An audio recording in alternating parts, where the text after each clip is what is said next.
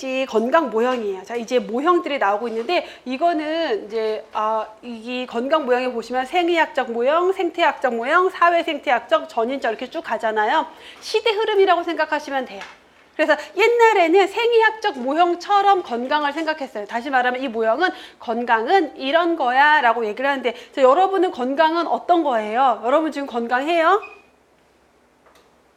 건강해요. 저는 건강할까요?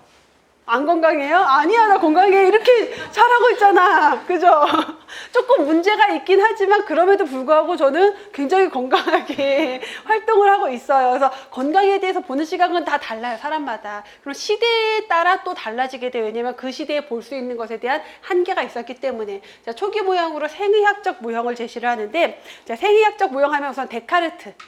데카르트가 누구야? 철학자예요. 그렇죠? 몰라도 돼요. 데카르트 심신이원론. 뭐예요? 몸과 마음은 별개라는 거예요. 그렇게 주장한 철학자가 데카르트예요. 그래서 생의학적 모형은 데카르트의 심신이원론과 같이 철학적 사조를 가지고 있는 모형이다라고 생각하시면 돼요. 시기적으로 요때는 인간의 정신에 대해서 별로 중요하게 뭐 정신이 어떤 의미를 가지고 있고 내가 정신을 어떤 영혼을 가지고 있는 존재고 이런 개념이 별로 없었던 시기인 거예요. 자, 이 시기에 이제 역사적인 특징이 뭐가 있냐면 미생물, 세균을 발견하기 시작한 시기예요. 우리 지금 당장 요즘은 우리 질병의 원인이 뭔지 다 알잖아요. 세균에 감염돼서. 근데 세균은 어떻게 알았어요? 눈에 안 보이잖아. 의학자들이 뭔가 현미경으로 확인을 하죠. 근데 이 시대에는 이제서야 세균을 발견하기 시작한 시기예요. 이 이전에는 눈에 보이지 않는 걸 볼 수가 없었어요. 현미경이 없었으니까. 그래서 모르다가 이제 세균이 질병의 원인이다라는 거를 확인을 하고, 그래서 이제 그런 그 역사적으로 학자 중에서 파스테르랑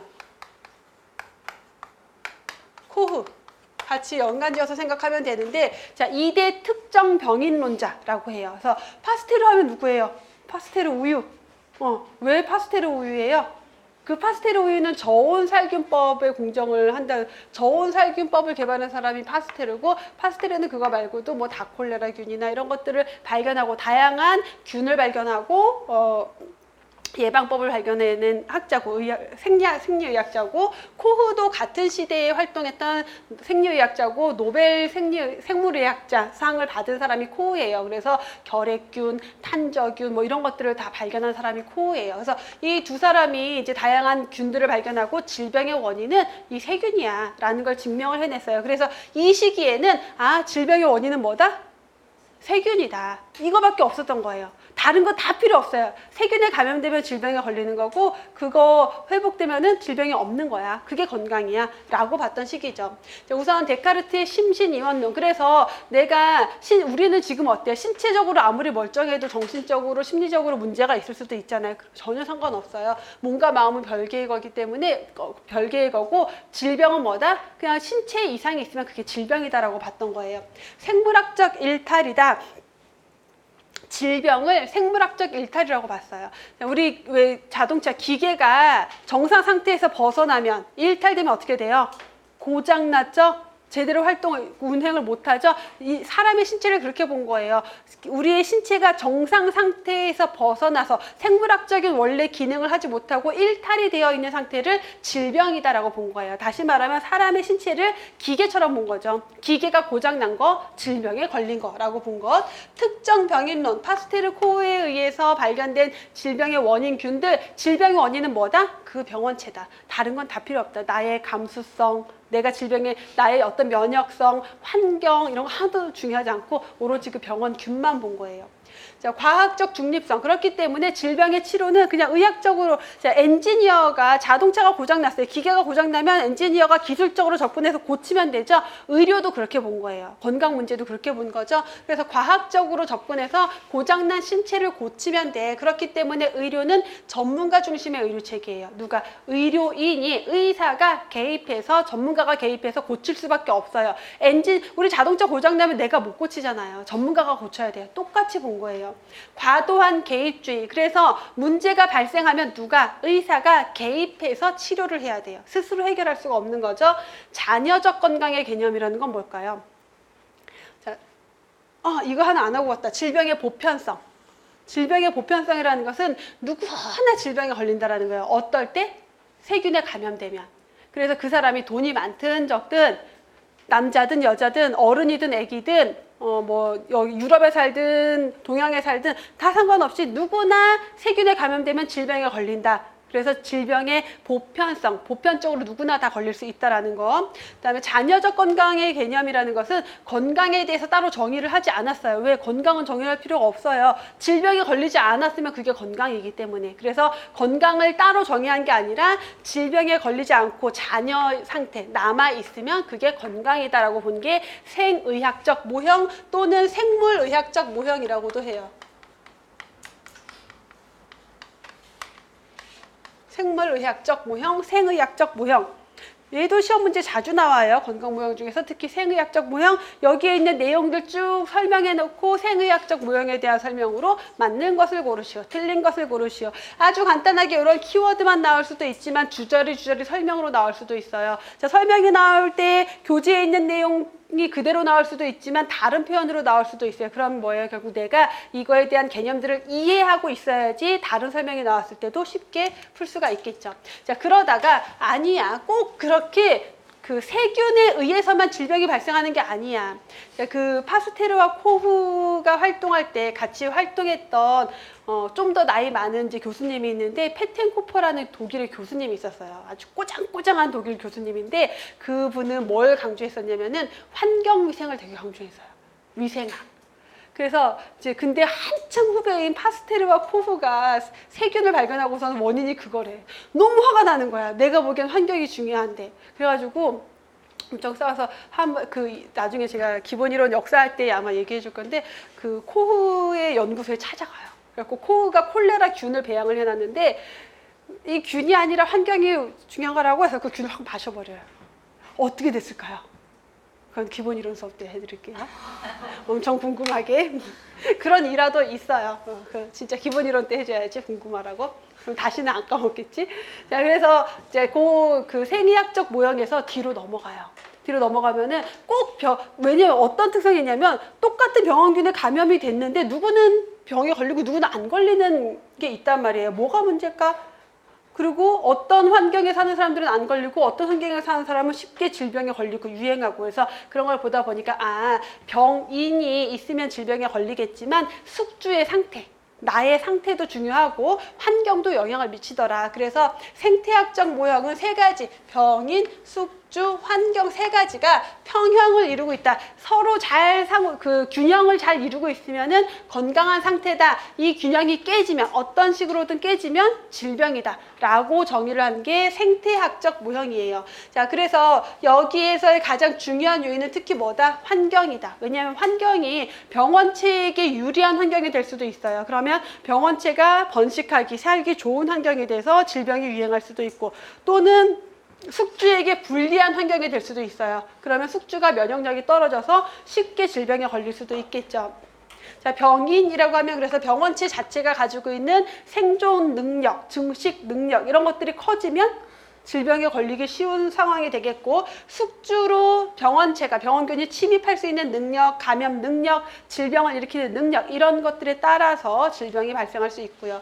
자, 숙주인으로 봤을 때는 숙주의 연령, 성, 종족 이런 생물학적인 특성에 따라서도 달라요. 어떤 감염병이 유행할 때 주로 영유아나 노인들은 더 쉽게 질병에 걸리고 젊은 사람들은 잘 안 걸리고 여자가 남자보다 더 쉽게 질병에 걸리거나 이런 특성들이 있겠죠. 또 개인의 생활 습관에 따라서도 달라질 수 있고요. 면역력이 다르니까 체질, 감기를 달고 사는 사람도 있고 또는 후천적인 어떤 면역 상태, 영양 상태 이런 것들이 다 영향을 주는 요인이다. 거기에 환경은 환경 자체가 생물학적인 환경을 제공하기도 하고요. 물리적인 환경에 의해서 또는 사회경제적 환경에 의해서 영향을 받게 된다. 그래서 이 세 가지가 잘 균형을 이루고 있으면 건강한 것, 균형이 깨지면 질병이다 라고 정의하고 있는 게 뭐다? 생태학적 모형. 자, 역학적 모형이라고 되어 있는데 역학적 모형은 생태학적 모형을 주장한 학자가 되게 많아요. 그래서 뭐 고든의 지렛대 이론, 클락의 삼원론 이런 다양한 이론들이 있는데 그 중에 하나가 역학적 모형, 역학적 삼각형 모형이고요. 지금까지도 역학적으로 질병 발생에 대해서 설명할 때 많이 사용되는 모형이에요. 자, 다음에 여기서 이제 사회 생태학적 모형으로 넘어가요. 자, 병인, 숙주, 환경 가지고 질병에 대해서 설명을 해왔는데 자, 어느 순간부터는 병인이 딱히 없는 질병들 있잖아요. 고혈압. 고혈압의 병인은 뭘까요? 당뇨병의 병인은 뭘까요? 너무나 하나로 특정 짓기가 어려운 질병들, 만성 질병들이 대두되기 시작하죠. 자, 개인의 사회적, 심리적, 행태적 요인이 중요시되기 시작해요. 이런 것들이 건강에 영향을 미친다라는 거죠. 그래서 이때부터는 주요 구성 요소를 숙주와 환경과 병인 대신 뭐를 넣었어요? 개인의 행태 요인을 하나의 구성 요소로 둬요. 이 사회 생태학적 모형이 대두된 배경에는 그래서 만성질환의 대두가 있어요. 그래서 숙주, 외부 환경, 개인 행태 요인 세 가지 구성 요소로 설명을 하고 있는 게 이 모형이죠. 그래서 숙주 요인이라고 하면은 숙주 자체가 가지고 있는 선천적인 또는 유전적인 특성들에 의해서 질병에 대해서 발생하는 감수성. 자, 감수성이라는 거는 여러분 감수성이 예민한 사람은 어때요? 낙엽이 굴러가도 눈물을 흘려요. 이게 감수성이에요. 이제 감수성이 높다, 질병에 대해서 감수성이 높다라는 것은 균이 요만큼만 들어도 즉각적으로 반응해서 질병에 걸리는 걸 감수성이라고 생각하시면 돼요. 감수성이 높다라는 것은 질병에 걸리기 쉬운 거, 감수성이 낮다라는 것, 감수성이 없다, 질병에 안 걸린다라는 거죠. 자, 외부 환경 요인, 자, 환경엔 다양한 질병의 원인균도 있고요, 병원체를 매개하는 매개체도 있고요. 이제 이런 것들이 영향을 주기도 하고 또 사회적 환경, 그 내가 주어진 환경 속에서의 뭐 인구밀도, 직업, 경제적인 상태 같은 거, 물리화학적인 환경들 모두 외부 환경에서 나에게 질병을 일으키는 요인이 될 수가 있겠고, 자, 개인 행태 요인, 자, 다른 모형보다 앞에서 봤던 생리학적 모형이나 생태학적 모형보다 이 사회 생태학적 모형은 개인의 행태 요인을 강조한다라는 거. 자, 왜 이걸 강조하기 시작했느냐? 급성 질병보다 만성 질병이, 병리적 소인에 의한 질병보다 비병리학적 소인, 병리학적 소인과 비병리학적 소인으로 구분을 하는 거는 딱 질병의 발생 기전이 병리학적으로 명확한 질병들 있죠. 세균에 감염이 돼서 어떤. 근데 비병리학적인 소인이라는 것은 발생 기전이 명확하게 설명이 되지 않는 거예요. 그래서 결국은 만성 질환들 생각하시면 되겠고, 감염 질환에서 비감염 질환. 감염 질환은 특정 병원체 원인균이 있지만 비감염 질환은 그게 잘 없어요. 그래서 이러한 질병들이 많아지고 있기 때문에 개인의 행태 요인을 강조하기 시작했다. 자, 여기서 넘어가면은 전인적 모형으로 들어가요. 가장 현대적인 모형에서 강조되고 있기 때문에 시험 문제에 다 많이 생리학적 모형 굉장히 많이 출제 지금까지도 되고 있고요. 생태학적 모형은 너무 쉬워요. 출제돼도 사실 별로 어렵지 않고, 최근 들어서 사회생태학적 모형이 몇 번 나왔고, 전인적 모형은 꾸준히 계속해서 나오는데 생각보다 여러분들이 전인적 모형을 조금 더 어려워해요. 왜냐하면 지금까지 우리 생리학적 모형, 생태학적 모형, 사회생태학적 모형은 되게 명확하죠.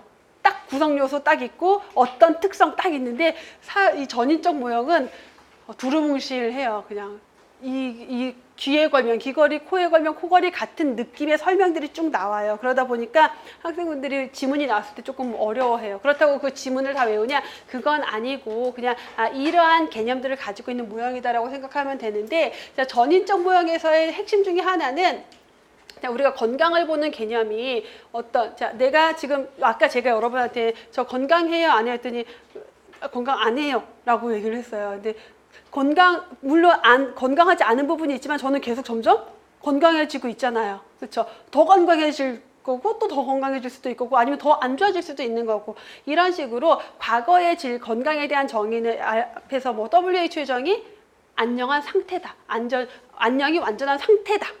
또는 항상성이 유지된 상태다, 사회적 기능을 잘 수행하는 상태다라고 했지만, 지금 현대에 와서 건강은 그렇게 어떤 상태가 건강이 아니라 지금 우리가 건강한 상태에서도 더 건강해질 수도 있고 불건강해질 수도 있다라고 얘기를 해요. 연속성 개념에 있다. 그래서 어떤 상태에 머물러 있는 게 아니다라는 거죠. 전인적 모형은 건강과 질병을 이분법적인 것으로 보는 게 아니라 어떻게 연속선 위에 있다라고 보는 거예요. 건강과 질병이 연속선 위에서 왔다 갔다 한다라고 보고 있는 거죠. 자, 질병은 다양한 요인에 의해서 발생한다. 어떤 특정 요인에 의해서 발생하는 게 아니라 다양한 요인에서 발생한다. 그럼 치료는 질병을 제거하는 게 목적이 아니라 더 건강해지도록 만드는 게 목적이다라는 거예요. 그래서 나의 질병을 없애는 게 치료의 목적이 아니라 더 건강하도록 자기 관리 능력을 향상시키고 그러한 개념을 포함하고 있다. 결국은 건강 증진의 개념까지 질병을 예방하고 건강을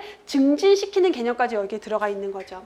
그래서 구성 요소를 보시면은 생활 습관, 환경, 생물학적 특성, 보건의료 체계. 어디서 본 거랑 같아요? 앞에서 랄론드 보고서에서 제시됐던 건강 결정 요인 4가지. 그게 그대로 들어와 있죠. 그래서 그 4가지 구성 요소로 설명을 하고 있고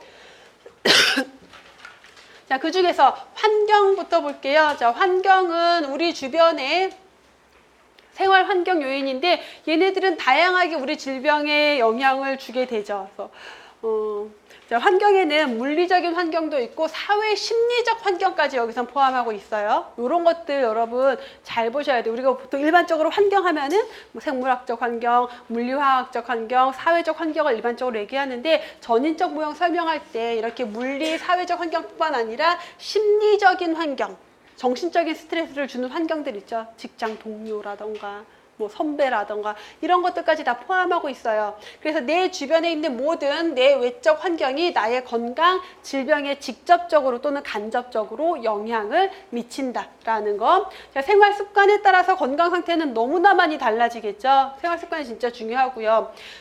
질병과 위험에 노출 질병이나 어떤 질병 위험 이런 것들에 노출되는 것 나의 책임이 상당히 있다라는 거예요. 나의 생활 습관에 영향을 받는다라는 거죠. 그래서 여가 활동, 소비 패턴, 식생활 이런 것들에 대해서 내가 굉장히 잘 관리를 해야 된다라는 거. 생활 습관. 이게 생물학적 특성, 유전적 소인이에요. 질병 발생에 굉장히 중요한 요인 중에 하나예요. 감수성이 다르죠. 사람마다 어떤 질병에 걸릴 그게 유전적인 특성에 따라서 또 누구는 왜 제일 짜증나는 거 있잖아요. 엄청 먹는데 살도 안 찌는 얄미운애도 유전적으로 도대체 뭔 복을 타고났길래 살도 안 찌고 누구는 먹으면은 바로 살찌고 비만 되고 그러면은 그게 질병으로 또 연결되고 이러한 문제들이 발생하죠. 유전적인 소인에 따라 굉장히 달라지는 것들이 있어요. 그다음에 보건의료 체계, 그 국가의 보건의료 체계. 자, 우리나라의 보건의료 체계 우선 전 국민을 보장하고 있는 건강보험 제도가 있고요. 병원에 가면은 건강보험 적용을 모두 받을 수 있고요. 그 다음에 의료 전달 체계로 우리는 1차나 2차 의료기관을 이용한 다음에 3차 의료기관을 이용할 수 있는 전달 체계 이런 것들을 가지고 있어요. 그러한 그 국가의 보건의료 체계가 건강에 영향을 준다라는 거예요. 만약에 건강보험 제도는 있는데 누구는 적용받고 누구는 못 받아요. 직장 가입자만 적용받고 지역은 보험료가 너무 비싸서 못 내요. 또는 어떤 병원은 건강보험 적용을 해주는데 어떤 병원들은 우리는 건강보험 환자 안 받습니다. 삼성, 뭐 현대 이런 보험만 받습니다. 이러면 어때요? 내가 그 병원을 가고 싶어도 그 병원에서 치료를 받고 싶어도 이용을 못 하겠죠. 이런 게 그 국가 국민들의 건강에 영향을 준다라는 거예요. 자, 그래서 보건의료 체계는 예방, 치료, 재활 이런 것들을 다 포함해서 해야 된다. 자, 우리나라 보건의료 체계의 문제 중에 하나는 뭐냐면 건강 증진이나 예방에 대한 부분이 굉장히 적어요. 그렇죠. 여러분 건강보험 제도에서 나 건강 증진에 해주는 거 뭐 있어요? 내 건강을 증진시키기 위해서 해주는 거 딱히 없는 것 같아요. 예방을 위해서 뭐 해주고 있어요? 아니야, 여러분 했어. 여러분 예방접종 받았잖아. 제일 중요한 거. 그 건강보험에서 적용 다 해주고 있잖아요. 예방접종. 필수 예방접종들. 그 정도? 그거 말고는 내가 예방적 차원에서 뭐 처방을 받아서 하면 보험이 안 된단 말이에요. 그러니까 우리나라는 그 증진, 예방에 대한 부분이 좀 부족하다. 그러다 보니까 의료비가 계속 많이 나오겠죠. 왜냐하면 예방하고 증진을 못하고 아프면 가서 치료받으니까. 그게 문제죠. 그러면 뭐 영국 같은 나라들은 예방이 되게 제도적으로 체계 자체가 예방을 해야 돼요. 그래서 뒤에서 나오지만 뭐 예를 들어서 동네 이제 보건소가 있고 의사가 있어요. 그러면은 여러분들이 내 이제 딱 고객이야. 여러분들 머리수만큼 내가 돈을 받아요. 나라에서. 그 다음에 돈을 여러분들이 아프면 나한테 오겠죠? 치료를 해주고 남는 돈 내 돈이에요. 그럼 어떻게 하겠어요? 안 와야지요. 환자들이 안 와야지. 근데 공공병원이야. 거부할 수는 없어요. 그럼 어떻게 해요? 막 가갖고 열심히 교육하고 예방하고 관리해서 최대한 지출을 안 하게 만들겠죠. 이런 체계가 그럼 어디로 가겠어요? 이 보건의료 체계로 인해서 더 예방과 증진에 힘쓰는 시스템으로 가겠죠. 이런 거에 영향을 받는다라는 거예요. 되게 재밌죠? 나만 재밌나? 아닌가? 자, 그 다음에 질병의 자연사 5단계. 자, 질병 발생 과정으로 넘어가서 이게 번호가 이상하게 돼 있어. 이게 왜 이렇게 됐지? 여러분 질병 발생 과정 있잖아요. 그 위에 그냥 큰 제목으로 3번 질병의 자연사 해놓고 1번이 질병 발생 과정으로 보시면 돼요. 1번 질병 발생 과정. 자, 레벨과 클락이라는 학자가 네 번째 줄에 보시면 레벨과 클락 있죠? 자, 레벨과 클락이라는 학자가 질병의 자연사 5단계를 제시했어요. 근데 이 질병의 자연사 5단계는 기본적으로 감염병에 대해서, 자, 이 클락이라는 학자가 앞에서 우리 건강 모형 방금 했는데 생태학적 모형 있었죠? 생태학적 모형. 생태학적 모형은 건강을 어떻게 설명한 거였지?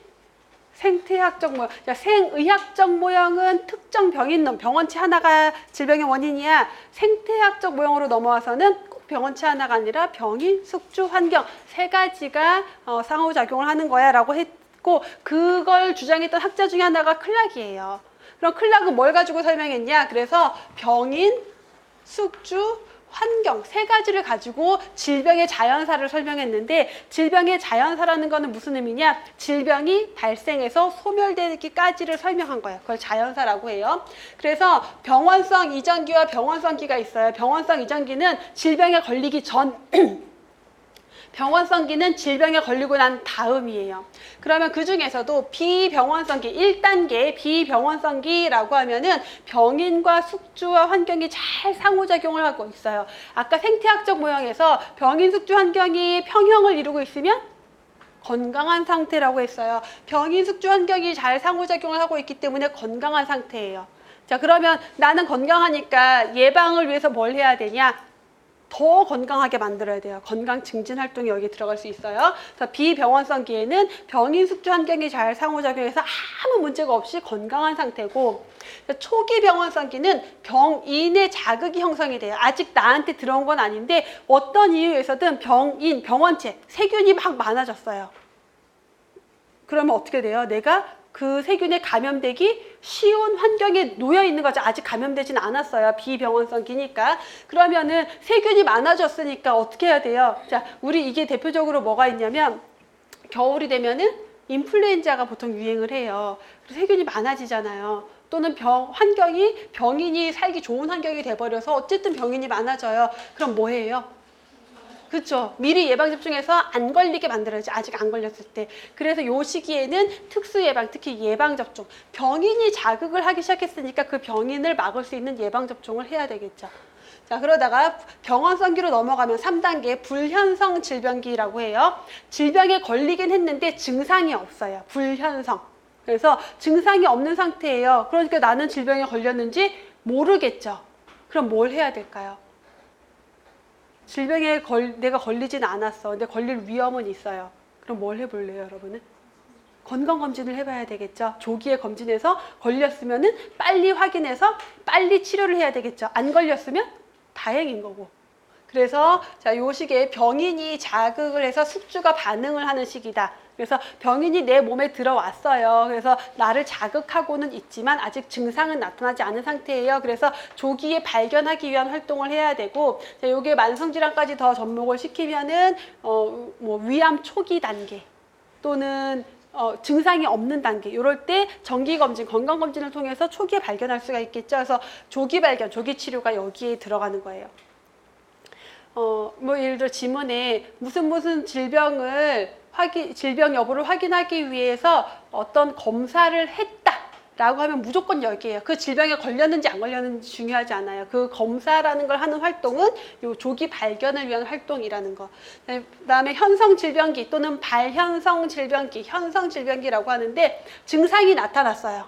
그럼 어떻게 해야 돼요? 이미 증상이 나타났으니까 빨리 이제 치료를 해야 되겠죠. 더 나빠지지 않도록. 그래서 악화 방지, 장애 방지를 위한 치료를 해야 되고요. 자, 회복기로 넘어가면은 이제 재활을 해야 돼요. 그래서 후유증이 남지 않도록, 장애가 남지 않도록 최대한 재활을 하고 또는 사회로 복귀시키기 위한 활동이 여기에서 들어가요.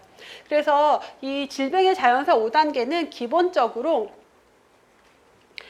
감염병에 대한 거예요. 병인 숙주 환경으로 설명을 하고 있기 때문에. 근데 지금 현대에 와서는 감염병보다는 만성질환이 더 문제가 되고 있죠. 그래서 만성질환도 똑같이 이거로 설명을 하고는 있지만, 만성질환 같은 경우는 언제부터 병인이 자극을 하고 있는데 언제 내가 병인에 대해서 반응을 하고 있었지?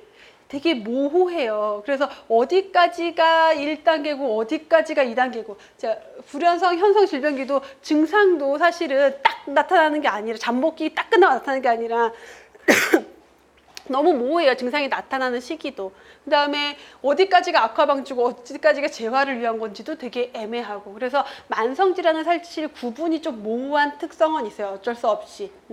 이런 질병의 자연사 5단계, 그래서 개념들, 감염병을 기본에 두고 생각을 하시면 되겠고, 각각의 단계에 따라서 할 수 있는 예방 활동들을 연결을 시켜야 되는데, 크게 봤을 때 병원성 이전기, 질병에 걸리기 전에 하는 예방은 1차 예방이라고 해요. 질병에 걸리기 전에 안 걸리게 하기 위한 예방, 건강 증진, 환경 개선, 식습관 조절, 적절한 영양 섭취, 개인 위생, 거기에 예방 접종, 그 다음에 위험한 물건들을 치우는 거 다 1차 예방이에요. 아직 질병에 걸리거나 건강에 문제가 없는데 앞으로도 발생하지 않게 하기 위한 게 1차 예방이고요. 자, 2차 예방은 빨리 발견하는 거.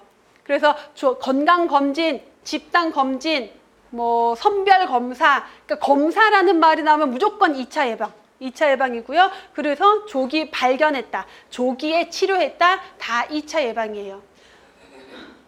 자, 3차 예방은 우선 여기 떼어놓고, 3차 예방은 재활이라고 생각하시면 돼요.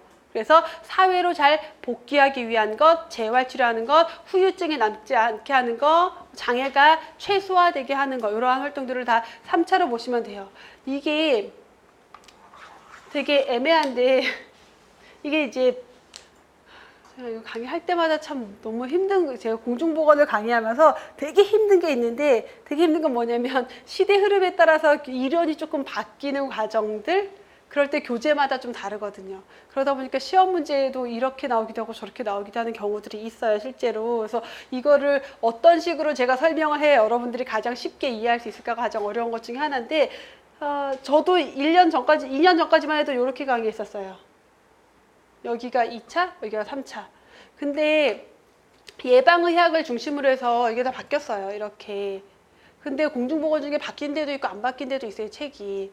그러다 보니까 좀 모호한데, 사실은 그럼에도 불구하고 얘가 이렇게 되는 게 가장 명확해요. 만성질환을 볼 때 명확하고, 그 다음에 시험 문제도 사실 이게 크게 문제가 되지 않게끔 거의 출제가 되어 왔어요. 뭐냐면, 질병을 악화되지 않고 장애를 방지하기 위한 치료나 장애가 남지 않게 하고 후유증이 남지 않게 하기 위한 재활이나 뭐가 달라요? 구분할 수가 없어요, 얘는 사실. 그래서 악화 방지를 위한 치료까지는 그냥 그래 용어로 이렇게 넣을 수가 있는데, 이게 모호해요. 그러다 보니까. 그래서 이게 왜 그런 문제가 발생하냐면, 감염병을 중심으로 설명할 때는 괜찮았어요. 근데 만성질환을 가지고는 이 치료가 어디부터 어디까지가 악화를 방지하기 위한 치료고 어디부터 어디까지가 장애를 최소화하기 위한 재활을 위한 치료인지가 구분할 수가 없는 지점이 있단 말이에요. 그러다 보니까 예방의학은 거의 만성질환 위주로 가요. 그러니까 이렇게 하고 있고, 공중보건 교재들도 대부분 이렇게 바뀐 데가 많아요. 근데 우리 그 기본서, 이제 그 수험서들이라던가 또는 일부 공중보건 교재들 중에는 아직 이렇게 돼 있는 것들이 있어요. 이렇게 돼 있는 것들이 있어요. 그러다 보니까 학생분들이 볼 때 어느 교재에는 이거 2차로 분류하던데, 악화 방지, 장애 방지를 위한 치료 2차로 분류하던데요. 뭐가 맞는 건가요? 이렇게 물어봐요. 그러면 그것도 맞을 수 있고 이것도 맞을 수 있는 거예요. 다만 흐름은 지금 이렇게 가고 있는 게 맞다. 특히나 만성질환 같은 경우 때문에. 그리고 실제 시험 문제에서, 자, 얘를 가지고